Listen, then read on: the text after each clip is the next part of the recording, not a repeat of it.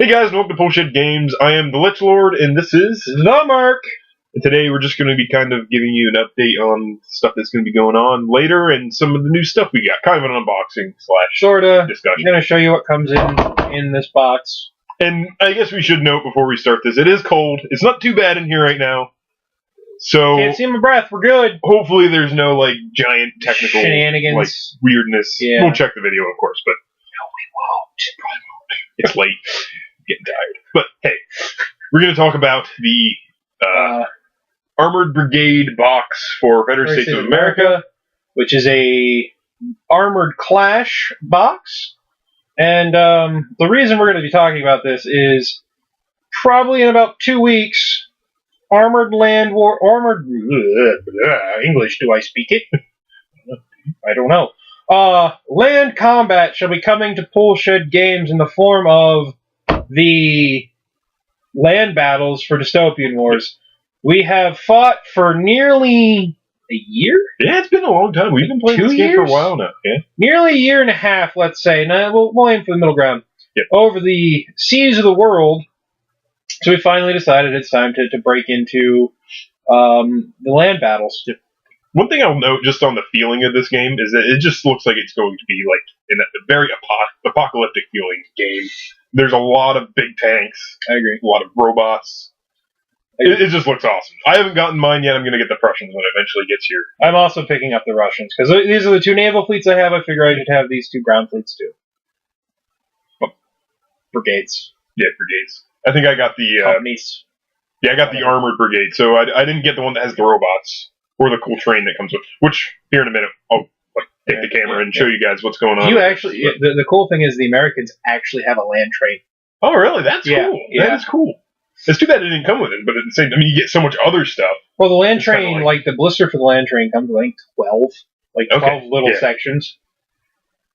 But anyway, this is the box sleeve. I don't have the actual box in there because I didn't feel it was necessary. Then, in general, in these videos, it's easier if you just take the stuff out first. Yeah, but this is the box it comes in, and it shows you the... wrong side. That's the Washington-class land ship. These little things are the Trentons, I think. Yes. These are the Renos. You can see the Bombards. And the John Henrys, of course. And the John Henrys, which kind of look like the Iron Giant from the movie with the same name. Funnily enough, I have no intentions of painting my Americans blue. Oh, really? I agree. That is kind of a... I mean, it doesn't look bad. But at the same time, I think... I want to do like a olive drab or khaki color. If you paint them all kind of like the John Henrys, they probably look pretty cool. But I'll give you a look at what actually comes in the box here. Yep. We will... it's going to be a little shaky, but oh well. Yeah. Bring it in. This... That is the Washington-class land ship, which, as you can see, it kind of looks like the Capitol building. Yeah. Pretty cool. Comparison focus. I like it. So that's what the Bombards look like, your long-range artillery. Now, these are the same tank chassis, but this is a command tank, and this is the actual medium tank, the Renos. You get two different sorts of small tokens. You get a cavalry token, and then you have the small tank tokens. 5 of those, 4 of those. So these, the Trent medium tank. In game, they're an aft to have turret. You can see the fore and aft guns there. So I'm not really sure how they're going to play out in the game. But the nice thing with the box is you also get, like, terrain to go with it. And that's cool. The factory. And that's cool. You can use it for, like, objectives and stuff like that. You get a tape measure that says, Armored Clash! And these are 1-inch hash marks. Yep. No, they aren't. As we've been told before. You get A bunch of buildings, which they're in the bubble wrap, so I don't know if you guys tell me They're buildings. they're resin buildings, but they're resin buildings. Basically, if you can see it on there, those things. Which, if it focuses here, yeah, those. You get a goofy bridge, which is clear. I don't know why it's clear, but it's clear. I guess you could paint it. Yeah, I don't know. but that's a bridge you get with it. Which, once again, that could be make a nice You get marker. flight stands and bases for the tanks. Yeah. Oh, there's the John Henrys. There's the John, yeah, I haven't put them together yet. They look like they're going to be fun. Yeah, it's going to be a nightmare. You get the dice you need to play. These are Armored Clash. These go with the cavalry trays. You can see they're really tiny. Tiny dice. I should say this box is actually a starter set for Armored Clash, not for Dystopian Wars, but they work in the same. And then you get your tokens. Which is always nice. Spartan games gives you that kind of stuff. And the nice thing is this whole shebang runs about $88 bucks on the War Store or Miniatures Market. It's a lot of stuff. I will admit right now, I don't know the price from Spartan Games, simply for the fact that they're from the UK, and I've never ordered directly from them because it's just... Yeah, that is. My bad. No, it's fine. It's fine. Cut me out of the video. It's cool. But it's expensive to order from the UK to America, so I've never really done that. I think the only time I've ordered from the UK was I ordered from the company in Scotland that still sold Warzone miniatures. Okay, yeah. So, yeah. But we have every intention of starting the land battles, which means, hopefully, a guy in our group mentioned that he had extra tripods lying around. Yes.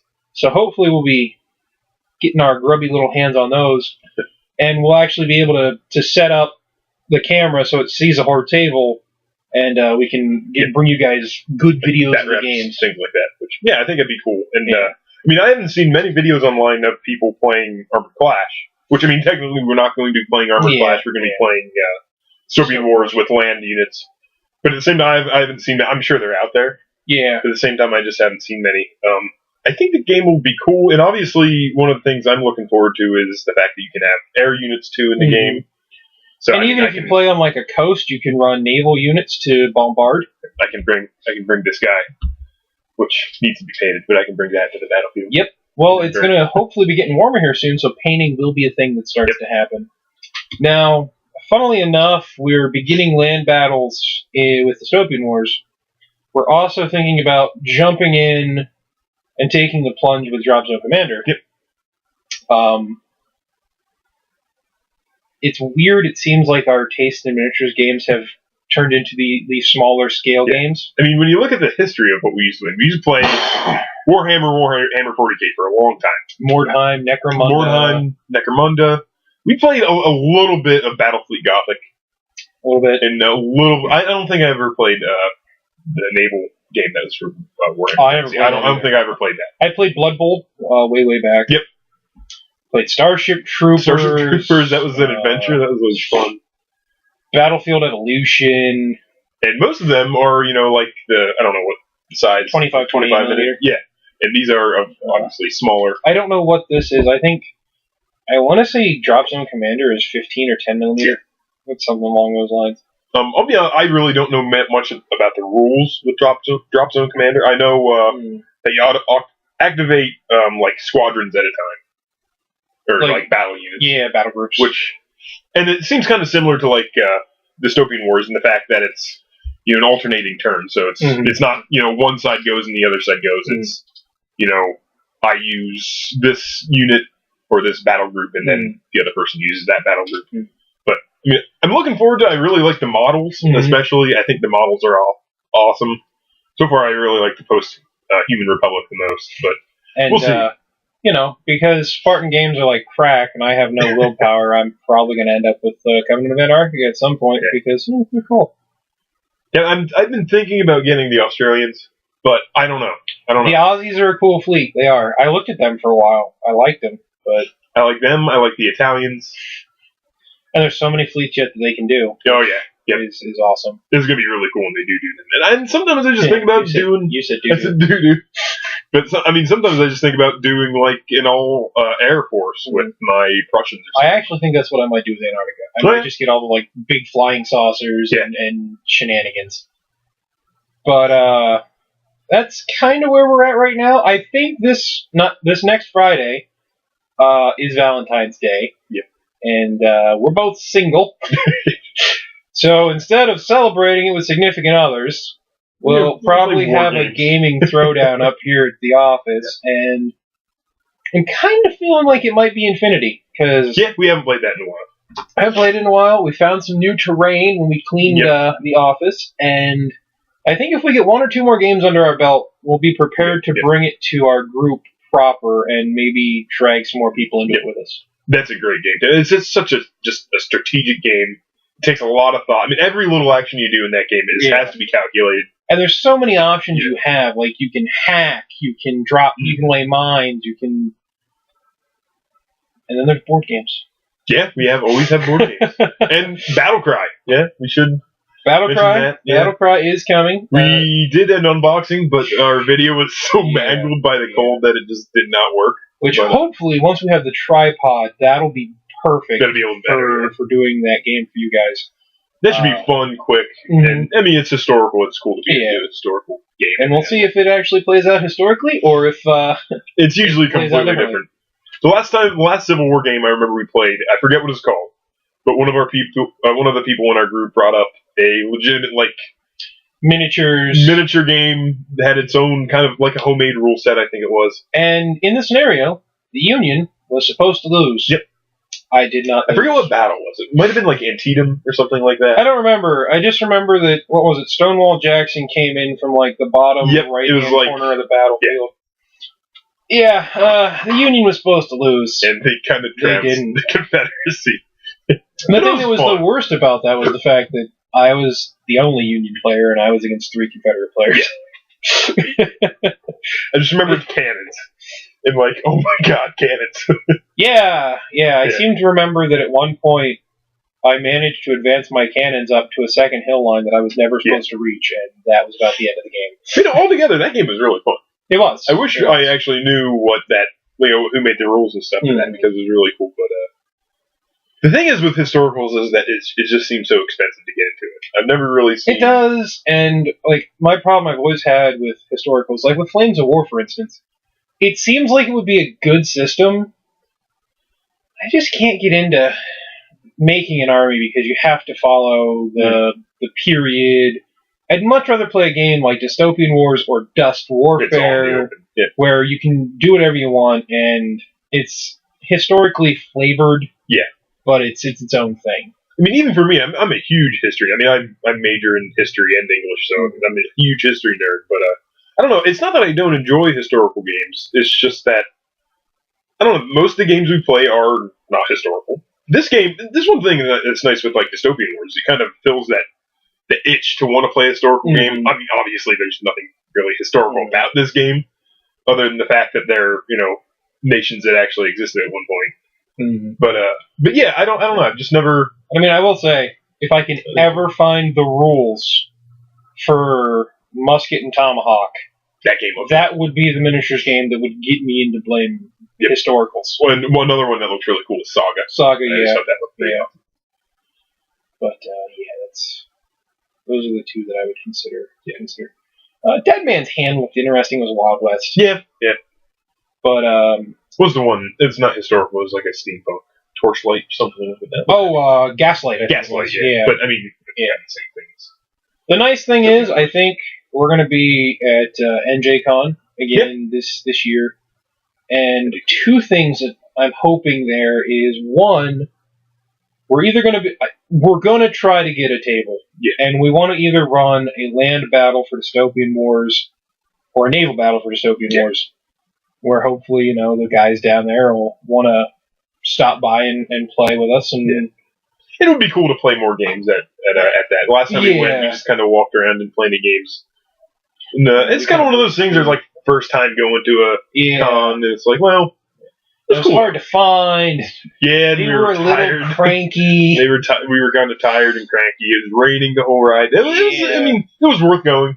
It was worth going, but at the same time, and I think running our own game there will be really good, and it will be our first time running a game at a con, and it might give us the confidence and experience we need to see about running games at future cons. Yep. Like, really, I'd love to run a game at, say, the Warstore weekend. Yeah, that'd be great. It'd be really good. Of Dystopian Wars, or if we get into a Drop Zone Commander, some cool scenario like that, I think that would be a good... Yeah, I agree. But hopefully, as you can tell from the way we're talking, we will make it to conventions this year. Yes. Which I think we will. One way or another. Yeah. And, it's great going to, even if it's a local con. Like, NJ Con isn't necessarily local, but it's close. It's close enough. Historicon, Fallen. Yep. Even they're just great to support. It's nice to get out and at least talk with other players if you don't play games. The flea markets are always fantastic. Oh yeah. And if I that's go a whole other story. If I go to NJ Con again, I might just suck it up and buy the rule books for Musket and Tomahawk, because I want to play that game. Yeah. I at least want to read the rules. It's hard to find that stuff elsewhere. Amazon doesn't even have that rule book. No. It's weird. Same with Saw Guy. I couldn't find the Saw Guy rule book on Amazon or on like the War Store. Maybe I thought the War Store carried it. They might. I'll have to check again, but I don't think they might. But I guess. Yeah, I guess that's enough rambling.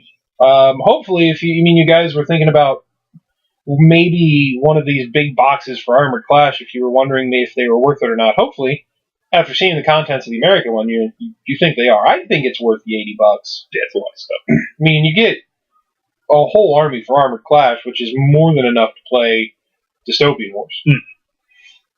And hopefully soon, we'll be bringing you guys videos of our apocalyptic battles, hopefully with painted miniatures. Painting? Yeah. I have a... that's a whole other thing. Painting and me. I like painting, but Love-hate relationships. I'm just bad at it. So, videos you may see coming up. Rage over painting. Hey, everybody's got to start somewhere, man. Everybody's got to start. At least with this stuff, I get motivated to paint it. Yeah, I agree. It's not like GW stuff. But we're rambling again. And one of these days, the GW video. It's coming. One of these days. I think this dwarf release might be the one that pushes me to doing video. I'm really disappointed. But anyway, hopefully you guys liked the video. If you did, subscribe, comment down in the doobly-doo. Anything you want to say in parting? Bye-bye. Great last word. Original.